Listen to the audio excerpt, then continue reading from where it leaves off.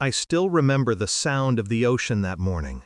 Calm, deceitfully calm, like the silence before a lie. We were in Hawaii, my parents, my sister, my husband, and me. It was supposed to be our healing trip, a celebration after years of struggle, a reset button. I believed that, until the day he said he wanted to go out alone. He smiled when he said it, that easy, familiar smile that once meant safety. "Just need to clear my head," he told me. I nodded, but something inside me, that quiet, unexplainable instinct, stirred. So I followed. He walked down the boardwalk, past the tourist shops and the coconut stands, toward a small chapel by the cliffs. White walls, red roof, flowers everywhere. A wedding was happening, or so I thought. Then I saw her, my sister, in a white dress, next to him. My breath caught, not from shock, but from the precision of it all. The betrayal was too orchestrated to be spontaneous. He brushed a strand of hair from her face, whispering something. She laughed. Then she said the words that carved themselves into my bones. "She doesn't know, right?" "Relax," he whispered back. And then my mother, my own mother, chuckled softly from the pew behind them. "She's too dumb to notice." That's when I stopped breathing. I didn't burst in, didn't scream, didn't collapse. I just watched, memorizing every gesture, every smirk, every lie dressed in lace and sunlight. Then I turned around and walked away. My silence was the first step of my revenge. It wasn't always like this. I met him in college, the charming scholarship boy who fixed broken printers and laughed at my sarcasm. My sister adored him first. My parents called him the good one. I just saw someone who looked at me like I was his entire plan. We got married young. My sister was my maid of honor. My mother cried through the vows. Everything looked perfect. But perfection, I've learned, is often the prettiest disguise for rot. Years later, small cracks appeared. My husband started locking his phone. My sister started visiting more often, helping him with things I didn't remember asking for. My mother started hinting that I wasn't doing enough as a wife. I noticed. I just didn't let them know that I did.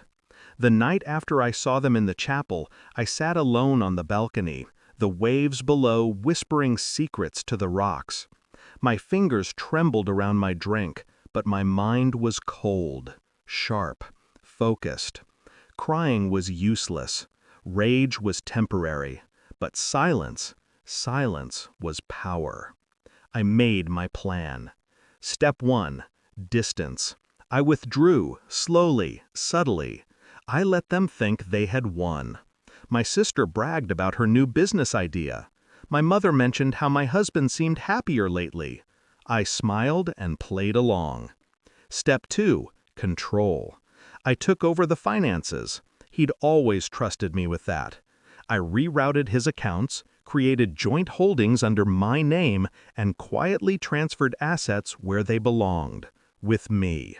Step 3, exposure.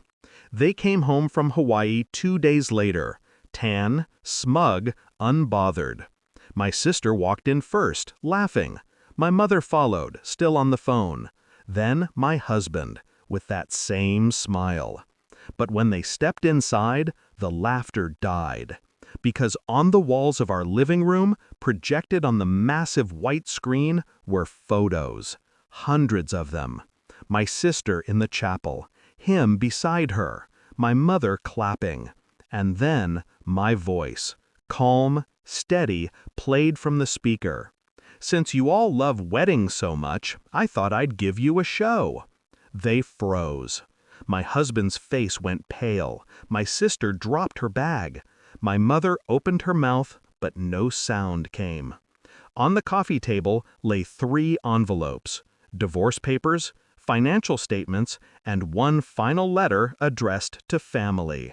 "I've already transferred everything," I said, standing by the doorway. "The house, the accounts, even the business. You're all free now." He took a step toward me. "Please, just no." I smiled then, small, controlled. "You did this in front of God. I'm just finishing it in front of the truth." The days after were quiet. He tried to call, I didn't answer. My sister moved in with him, briefly. He left her 2 months later when the money ran out. My mother avoided me entirely. People whispered, they always do. They said I was cruel, vindictive, heartless. Maybe I was. But they never saw the chapel. They never heard my sister giggle in a wedding dress beside my husband. They never heard my mother laugh at my blindness. I replayed that laughter in my mind every time I signed another document, every time I saw another account close in their names. It wasn't revenge for revenge's sake. It was reclamation of dignity, of sanity, of me. It's been a year now. I sometimes walk by that same chapel when I travel. The flowers still bloom outside, stubbornly bright. I stand at a distance, listening to the same ocean that witnessed my undoing and my rebirth. I don't hate them anymore. Hatred is a leash, and I've cut mine. What I feel